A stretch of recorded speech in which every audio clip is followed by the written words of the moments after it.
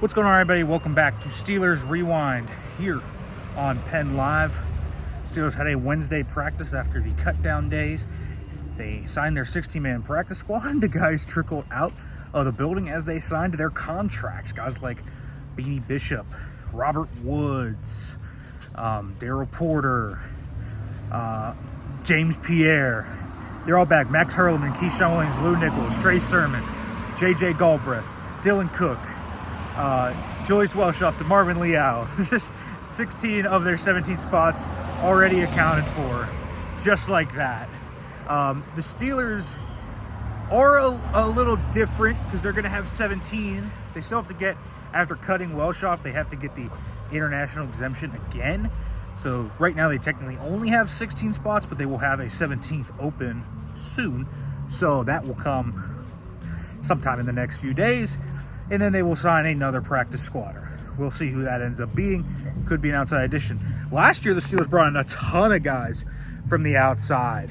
Guys like Ben Skowronek, Brandon Johnson, were all outside additions. This year, all 16 spots are on their 90-man roster. That tells you a lot about what they think of this 90-man roster. They really like some of these guys, clearly. Otherwise, you don't bring them all back like that.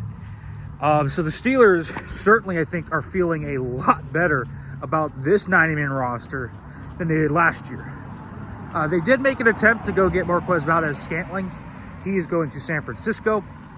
Obviously, they tried to sign him to the practice squad, so maybe that was instead of like Robert Woods, which is fine if you're bringing in someone like that for speed. Basically, it's a Brandon Johnson replacement. Brandon Johnson has a foot issue. And he's going to be probably down for a good while. So no shock there for the Steelers. They could have gotten MVS. Would it have been an option? Sure. Are they still going to look at receivers? Maybe. Guys like Kendrick Bourne are out there now. Javon Baker. No one that is like great. But could they be somewhat intriguing options? I suppose. From practice today, let me just go over some little things. Mike T said that there are other moves coming. I believe that those will be Will Howard and Dante Kent onto injured reserve.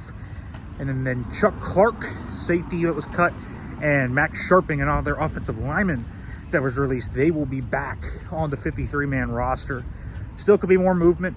Steelers are off the next 4 days, so there could be more movement over the next few days towards the regular season and stuff like that. So wouldn't be that surprising if the Steelers end up going in that direction.